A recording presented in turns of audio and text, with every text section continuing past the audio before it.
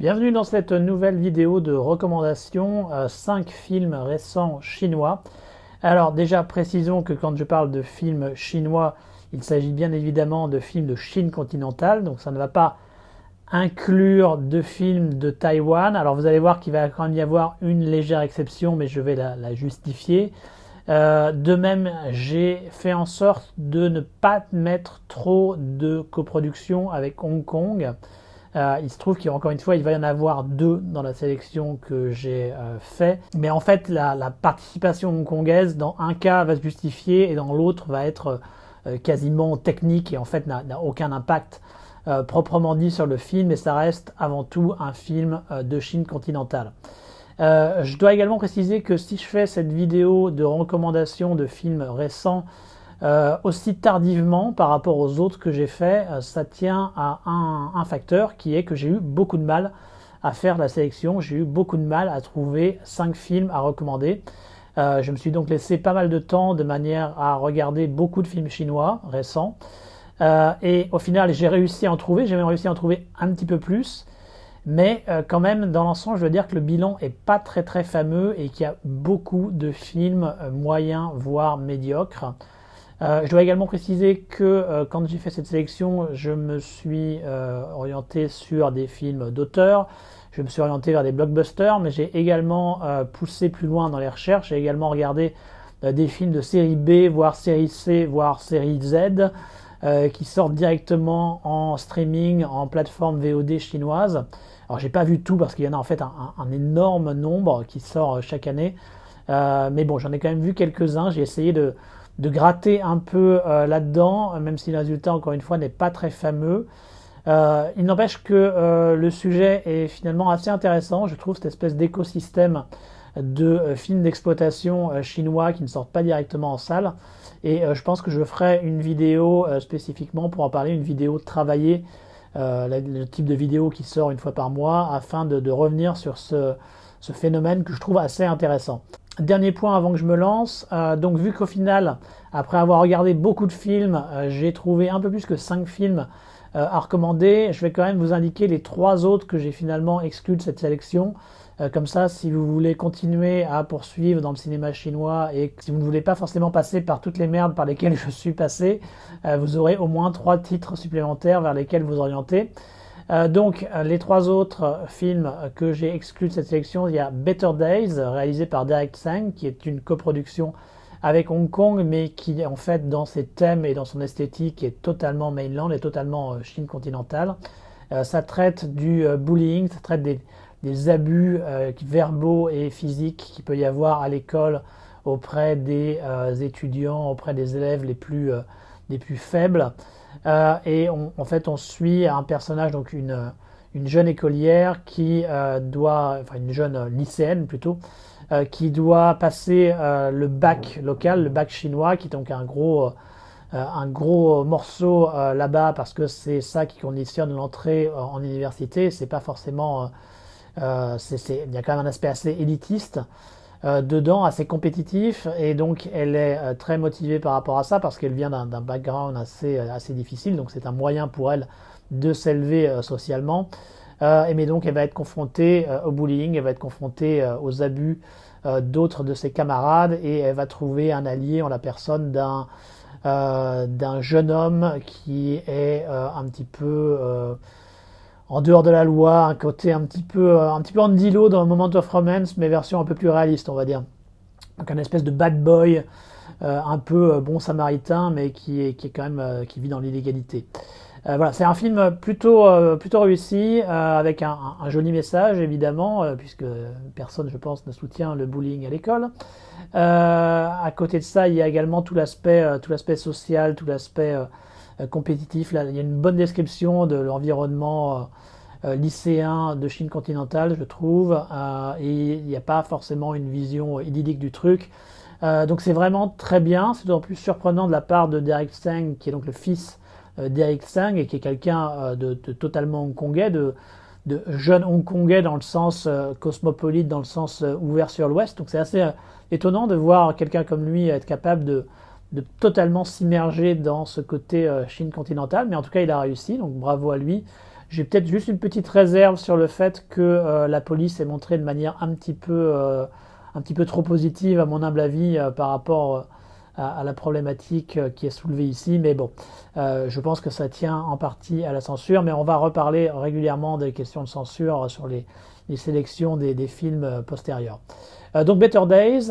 L'autre film que je voulais recommander, c'est Youth de Feng Xiaogang, qui suit une troupe d'opéra qui, durant la révolution culturelle, et ça va évoluer jusqu'à la guerre avec le Vietnam, parce que beaucoup de gens ne le savent pas forcément, mais il y a eu une courte guerre entre la Chine et le Vietnam après que celui-ci ait été unifié. C'est la grande histoire racontée à travers la petite histoire, c'est une technique classique, et c'est sympa, ça permet vraiment d'avoir, il y a des très bonnes prestations d'acteurs, ça permet d'avoir une petite idée de ce qu'était le climat politique et social durant cette époque assez troublée, les évolutions que ça a connues. Encore une fois, je trouve que c'est peut-être un poil idyllique par rapport à la sévérité, par rapport à la cruauté qu'il y avait durant cette époque, mais quand même intéressant, d'autant plus que la révolution culturelle, même si c'est un des sujets qui est encore autorisé par le Parti communiste, par la censure, c'est quand même dans le climat actuel très idéologique depuis Xi Jinping, à mon avis plus difficile à traiter de manière libre, donc c'est quand même bien d'une certaine façon que ça apparaisse dans un film ici, et donc un film plutôt réussi, Youth de Feng Xiaogang.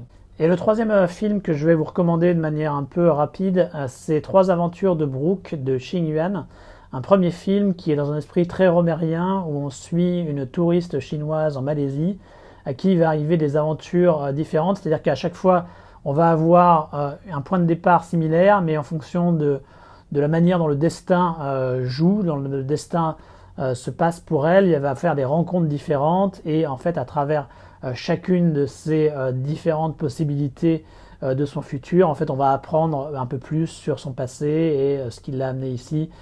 Et c'est plutôt bien fait, il y a un côté assez ludique comme ça, de voir comment chacune des histoires apporte un peu plus et répond à celles qu'on avait eues antérieurement. Et puis il y a également un joli petit message positif sur l'importance de ses proches, l'importance des personnes qu'on aime. Donc c'est un joli film qui mérite vraiment une bonne petite vision à mon humble avis. Voilà, donc ça c'était les trois finalement qui n'ont pas été retenus, mais que j'ai quand même rapidement évoqués. Et maintenant je vais aller un peu plus dans le détail dans les 5 que je vais vous recommander ici, et que j'ai fait en sorte d'être assez large au niveau du spectre, au niveau des budgets, au niveau du thème. Il y a du blockbuster, il y a de l'art et essai, il y a un peu de tout, parce que je pense que ça permet d'avoir une vision plus complète du cinéma chinois et de la société chinoise. Donc le premier que je vais recommander, il s'agit de Legend of the Demon Cat, réalisé par Chen Kaige en 2017. Donc Chen Kaige, c'est un des réalisateurs chinois les plus célèbres. Il fait partie de la 5e génération qui est apparue dans les années 1980, dont fait partie Zhang Yimou par exemple. Zhang Yimou est probablement le réalisateur le plus connu de cette nouvelle vague chinoise, et Chen Kaige est pas loin derrière. Il avait fait quand même des œuvres assez marquantes avec des films comme Yellow Earth, Terre jaune, ou bien Temptress Moon, ou encore Adieu ma concubine, donc un certain nombre de films qui avaient eu un gros écho en Chine et également à l'international. Alors il s'était un petit peu perdu à la fin des années 90, début 2000, quand il avait fait des films comme son film hollywoodien Killing Me Softly, dont le titre français m'échappe, et également le désastreux Wuji, Les Guerriers du Vent, alors là qui était vraiment une tentative avant l'heure de faire du wuxia à la héros. Enfin, il était un petit peu en avance sur son temps quelque part là-dessus, cette réappropriation du wuxia à la sauce Chine continentale. Il était déjà sur ce créneau, mais alors par contre il s'est complètement loupé avec Wuji à mon humble avis. Et donc on l'a un petit peu perdu, et il est heureusement revenu un peu aux affaires, et il a fait des films un peu plus intéressants après. Moi j'aime assez le film qu'il a fait en 2010 qui s'appelle Sacrifice, avec la notion de vengeance et vraiment la futilité de ce genre de concept. Je trouve que c'était assez bien fait, avec comme c'est maintenant le cas dans le cinéma chinois, une reconstitution historique vraiment très bien foutue, très jolie. mais un film vraiment centré sur ces personnages et qui, je pense, avait un message assez juste. Et donc en 2017, il a réalisé Legend of the Demon Cat, qui est une coproduction avec le Japon et Hong Kong. Alors la facette hongkongaise, en fait, elle est complètement absente, hein, c'est juste une facette technique, on va dire. Par contre, on sent bien le côté coproduction Japon-Chine, ne serait-ce que parce que de base, il s'agit d'une adaptation d'un roman japonais, un roman de Bao Yumemaura. Et donc, qu'est-ce qui se passe dans Legend of the Demon Cat? En fait, on est durant la dynastie Tang, et un certain nombre de meurtres ont lieu dans la capitale, et ces meurtres sont tous liés à un mystérieux chat. Et on va avoir un moine japonais qui va s'allier avec un ancien officiel chinois de manière à essayer de résoudre ces meurtres. Donc avec Legend of the Demon Cat, on est vraiment dans la facette blockbuster d'époque, blockbuster chinois, donc quelque part un petit peu dans le mode héros. Alors héros était plus en mode wuxia, là on est plus sur un film tendance histoire de détective avec des meurtres donc à élucider.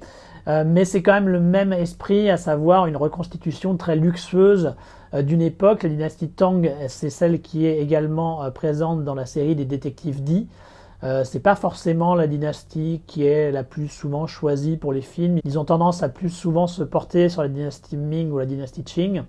Mais quand même, c'est une dynastie très intéressante. C'est considéré comme une des dynasties les plus avancées à l'époque et qui a énormément influencé le Japon. Donc c'est assez logique qu'il y ait des échanges comme ça entre Japon et Chine durant cette époque et qu'on ait donc un personnage de moine japonais présent dans cet univers.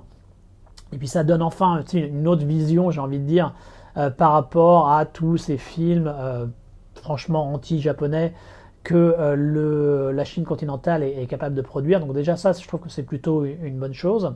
Et donc ce côté reconstitution historique est vraiment la facette la plus réussie du film, j'ai envie de dire. C'est magnifique, les costumes sont à tomber, c'est bourré de couleurs, la photographie met ça énormément en valeur. Il y a des effets spéciaux relativement soignés, même s'il peut y avoir parfois quelques petits scories en ce qui concerne les effets numériques.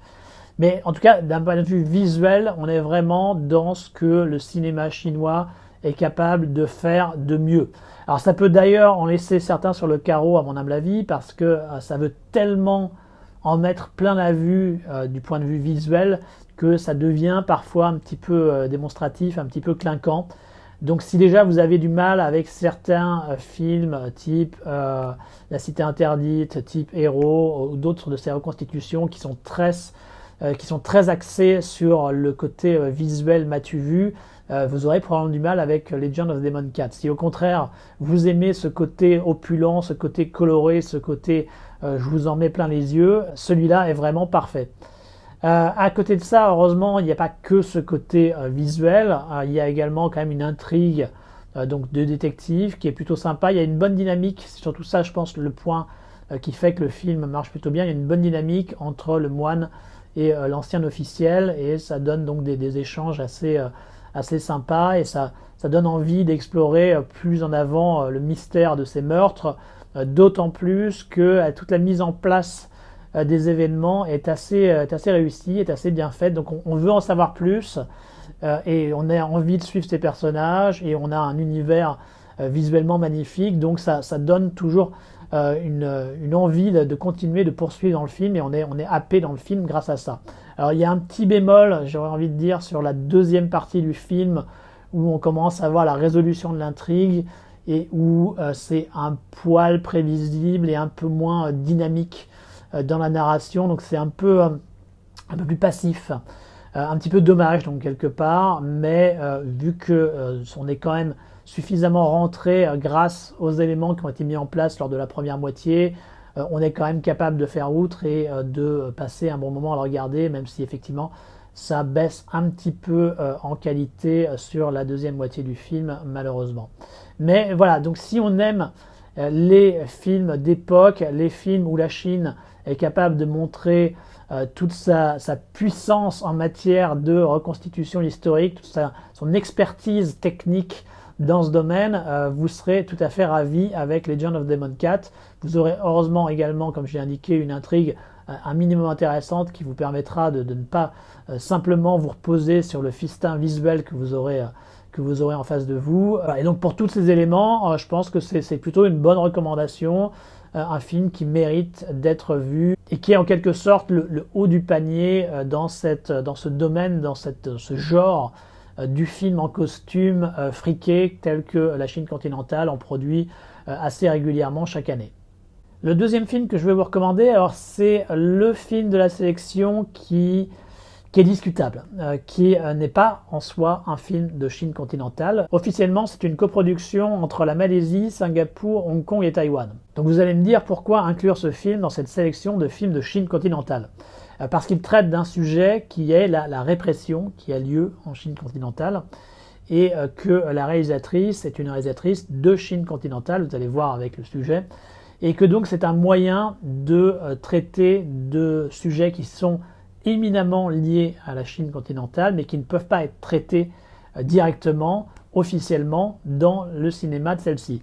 Et donc je pense que c'est important d'avoir un film comme ça dans cette sélection pour montrer une autre facette, une facette réelle, la facette répressive de la Chine continentale. Et donc le film en question, il s'appelle A Family Tour, et il est réalisé par Liang Ying en 2018. Donc ça suit une réalisatrice de documentaires et de films qui, après avoir réalisé donc un film, s'est vue bannie de Chine parce que son film n'avait pas suivi les instructions données par la censure et qu'elle avait refusé de le modifier, et donc elle est partie, elle a été obligée de quitter la Chine et elle est partie se réfugier à Hong Kong. Et donc elle vit désormais à Hong Kong. Alors c'est quelque chose qui maintenant, avec la loi de sécurité nationale, à mon avis, ne serait plus possible. Mais bon, en 2018, ça l'était encore. Et donc celle-ci ne peut pas retourner en Chine, ne peut pas revoir sa famille, en l'occurrence sa mère. Et donc elle a évidemment du mal à vivre cette situation, même si c'est un choix qu'elle a fait consciemment et qu'elle assume. Et de manière à pouvoir revoir sa mère, elle va aller en fait à Taïwan lors d'un festival dans lequel son dernier film va être présenté. Elle va aller donc en tant qu'invitée à Taipei, et sa mère va également partir à Taipei en tant que touriste dans un voyage organisé, parce que ça a un peu changé depuis, mais pour un certain nombre de personnes en Chine continentale, il n'est pas possible de voyager autrement qu'en voyage organisé. Et donc ça va être un moyen pour la mère et sa fille de se revoir. Donc la fille en fait va suivre le voyage organisé, va suivre le bus, et ça va être un moyen pour elle de passer des moments avec sa mère, ce qui ne serait pas possible pour elle de faire en Chine continentale. Donc comme vous voyez, c'est un petit film très modeste, basé sur une poignée de personnages. Et vraiment, le but du film, et je pense qu'il est très réussi à ce niveau, c'est de montrer la difficulté de vivre au quotidien quand on a été séparé de ses parents, quand on a été séparé de sa famille et de ses amis pour des questions politiques, pour une position politique assumée. Et c'est également l'idée en fait de à quel point on peut rester sur ses valeurs, sur ses propres valeurs dans ce type d'environnement. Là, en l'occurrence, elle a fait un choix, elle a fait le choix de ne pas se compromettre avec les autorités, de rester fidèle à sa vision quand elle a fait son film et de ne pas changer des choses qui n'arrangeaient pas le gouvernement. Et elle a un prix à payer pour ça, à cause de la manière dont ce gouvernement marche.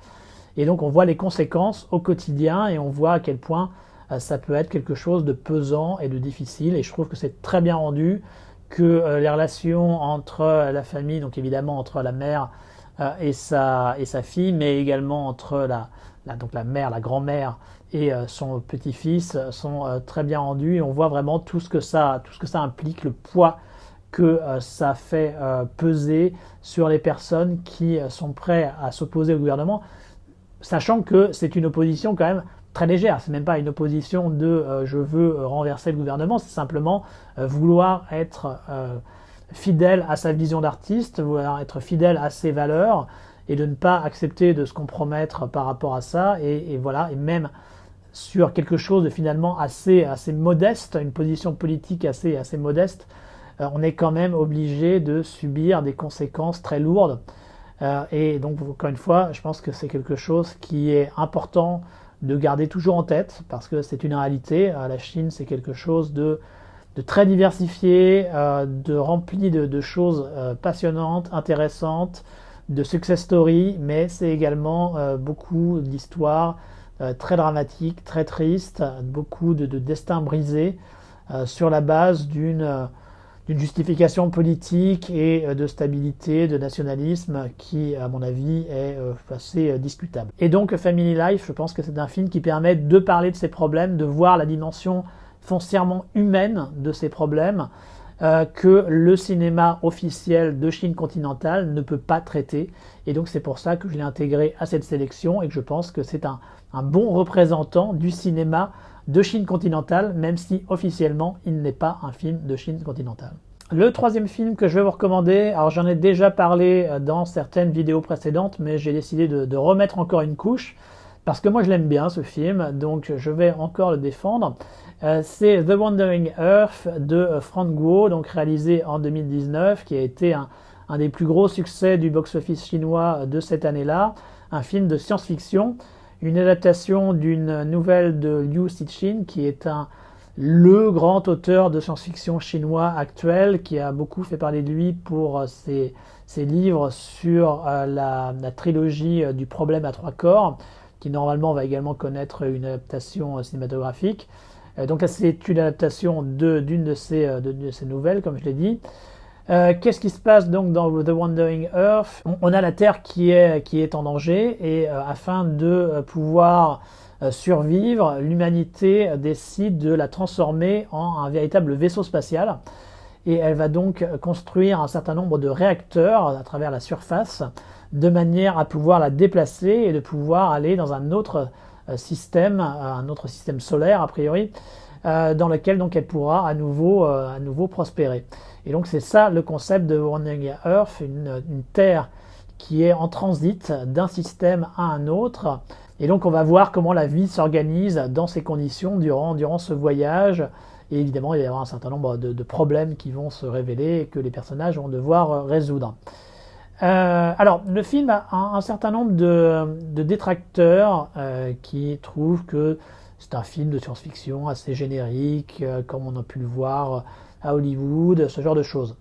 C'est pas faux, ça pourrait potentiellement être fait par Hollywood avec autant de savoir-faire si ce n'est plus, mais il faut bien comprendre à quel point c'est un film inédit dans le paysage cinématographique chinois. L'industrie cinématographique chinoise ne fait généralement pas de science-fiction. La science-fiction est quasiment absente du paysage cinématographique chinois. Elle l'a été pendant des décennies et des décennies.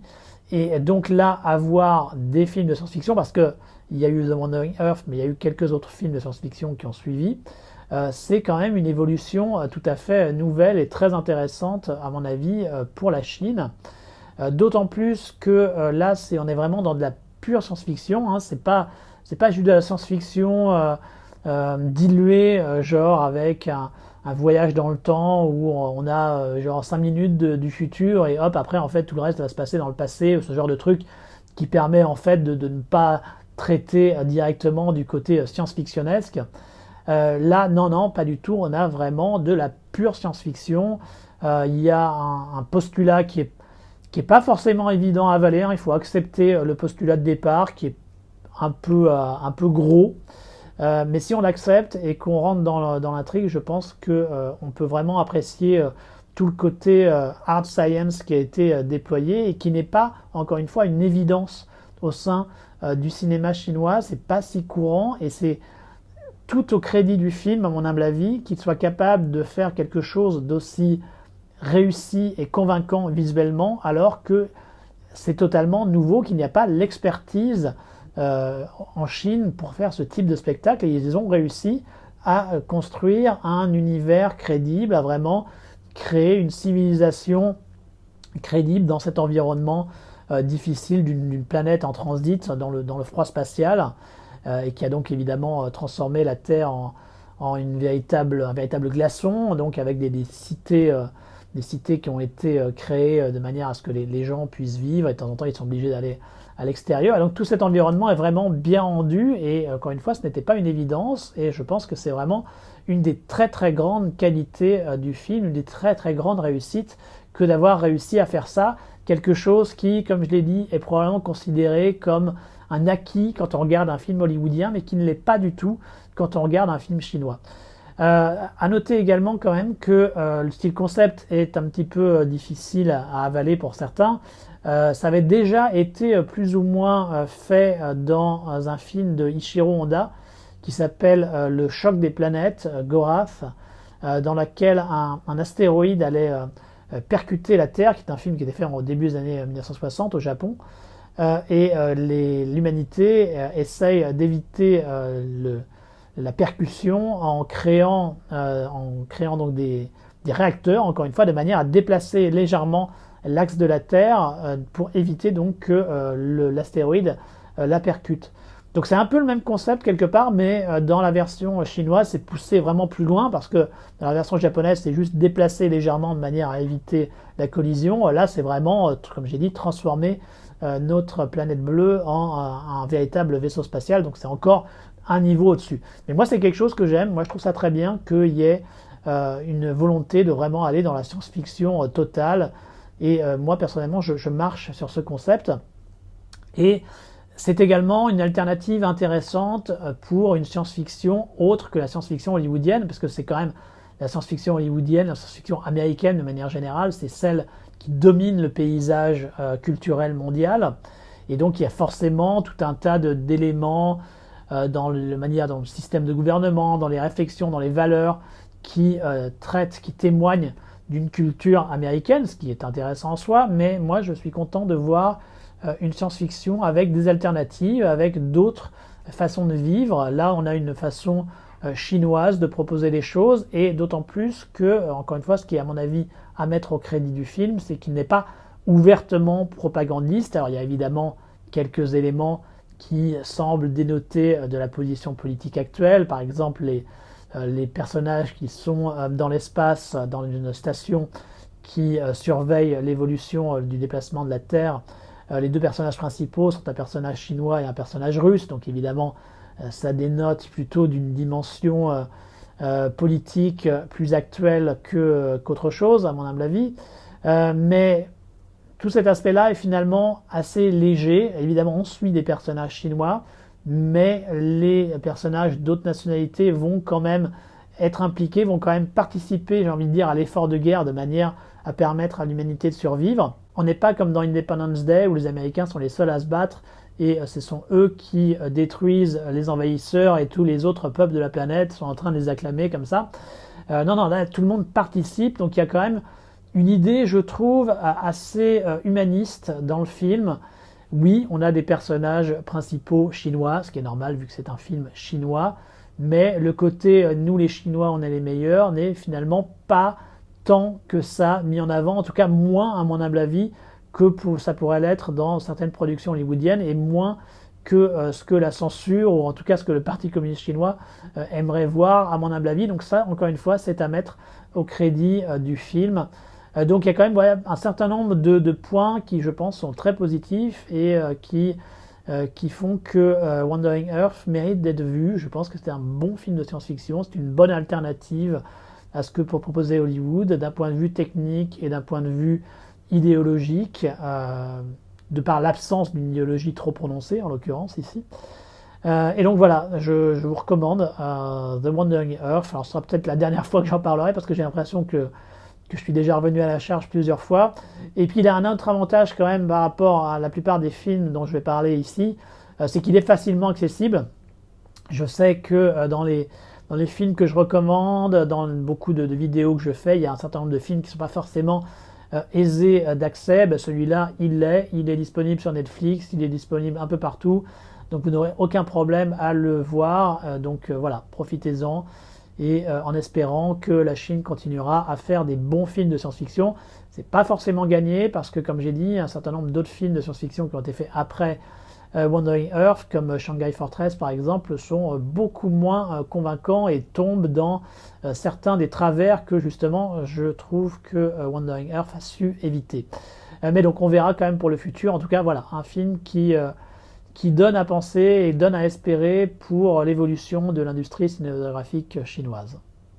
Le quatrième film que je vais vous recommander, c'est un film qui est également relativement accessible parce qu'il est sorti en France, ce qui n'est pas étonnant puisque c'est une coproduction avec la France, et il s'agit du Lac aux oies sauvages de Diao Yinan, un réalisateur qui commence à faire son petit trou dans l'industrie chinoise et dans les festivals à travers le monde, parce que c'est vrai que c'est un réalisateur qui a un véritable talent au niveau visuel, au niveau de la mise en scène. Le Lac aux oies sauvages, c'est un polar, film de gangster, on va dire, puisqu'on suit un personnage qui est sorti de prison et qui fait partie d'un groupe de voleurs de scooters, de motos, ce genre de choses.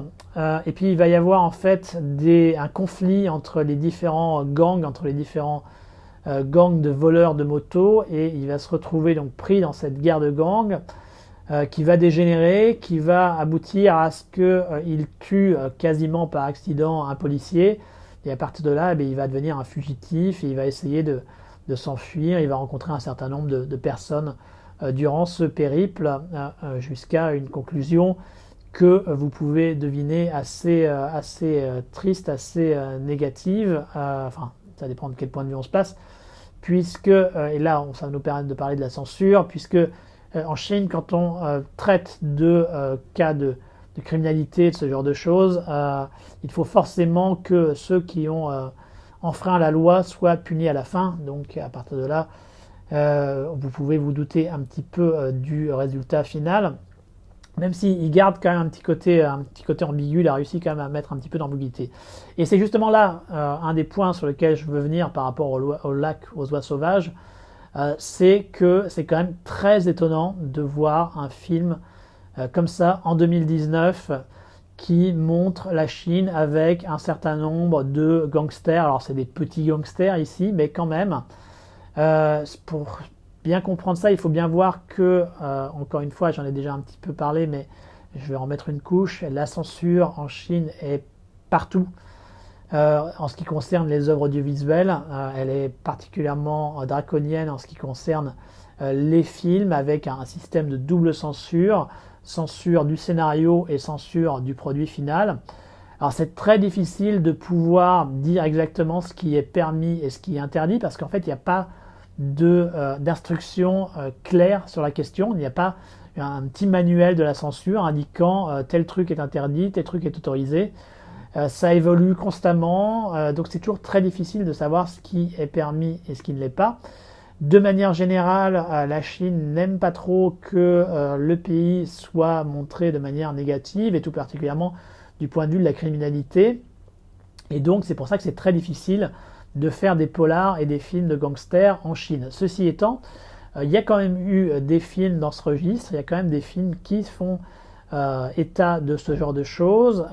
Et moi, j'avoue que ça me surprend toujours un peu comment ils réussissent à faire des films de cette nature. Diao Yinan, en tout cas, a réussi. Alors, c'était des questions de connexion, c'était des questions de coproduction. Le fait que ça a été coproduit avec la France a peut-être dû un peu aider, à mon avis, pour faire passer certains trucs à la censure. Il y a aussi des questions de timing, parce que en fonction de certaines injonctions politiques, de certaines campagnes, il y a la possibilité de parler un peu plus de certains problèmes. Donc tous ces éléments interviennent. En l'occurrence, ici, Diao Yinan a réussi donc à faire ce film, à montrer une Chine avec des petits gangsters, d'autant plus que l'environnement plus large dans lequel s'inscrivent ces personnages, c'est vraiment la Chine dans son côté cité dortoir, cité grise, avec ce côté un petit peu ambiance pays de l'Est, ambiance URSS, une ambiance assez grise, assez grisâtre, où c'est pas vraiment le côté la success story chinoise comme on peut la voir quand on va à Shanghai, quand on va dans certaines parties de Pékin, ou d'autres endroits qui sont considérés comme cette Chine ultra moderne, cette Chine de la réussite, cette Chine qui est en train de devenir une des puissances majeures à travers le monde. Ça, c'est l'autre visage de la Chine, qui est un visage réel, où les deux se côtoient. Ça, c'est quelque chose, à mon avis, qui est très important à conserver en tête. Hein. Les deux aspects se côtoient en Chine. Il y a des côtés très réussis, très riches, et il y a des côtés très pauvres et très dramatiques. Et là, on est plus sur le côté un peu, ambiance sale, un peu déliquescente, mais tout en parvenant quand même à capter la réalité, hein, enfin cette réalité de ce type de conditions de vie. Il y a un certain nombre de séquences qui font qui sont directement révélatrices de certains comportements. Je pense par exemple aux danses qu'il peut y avoir à l'extérieur, en soirée, ou voire même parfois dans la journée. Ça, c'est quelque chose que si vous allez en Chine, dans diversité à travers la Chine, vous verrez très souvent. C'est assez étonnant à voir d'ailleurs.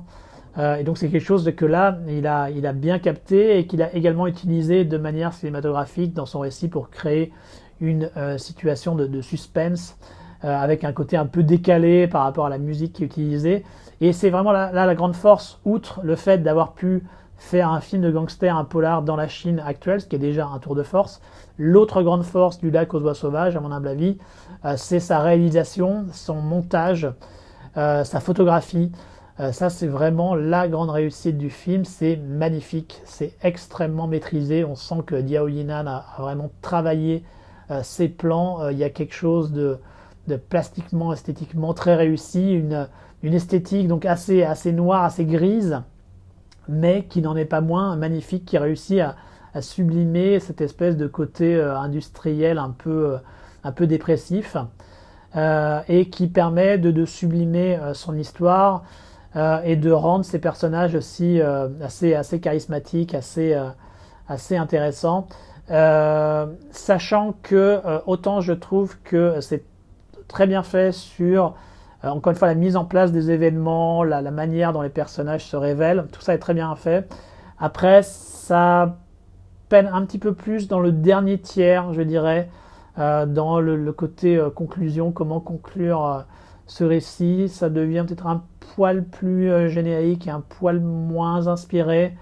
Mais bon, ça reste quand même du très haut niveau en termes de mise en scène, et un film donc assez original pour son aspect polar, gangster, pour sa description relativement réaliste de cette Chine moins bien pourvue. Et donc voilà tout un tas d'arguments qui font que Le Lac aux oies sauvages est un des meilleurs films récents chinois, à mon humble avis. Et le dernier film que je vais vous recommander dans cette sélection, c'est Summer Detective, réalisé par Lei Shu. Summer Detective, c'est un film dans lequel un paysan a réussi à vendre un certain nombre de têtes de son élevage, et avec cet argent, il va vouloir reconstruire sa maison. Et il va demander l'aide d'un certain nombre de ses amis, sauf que un de ses amis, durant cette phase de reconstruction, va avoir un accident, il va être percuté par une voiture, et la voiture va disparaître, et ils vont se retrouver à être obligés de payer l'hôpital pour cet ami, et l'hôpital qui en Chine est quelque chose d'extrêmement cher.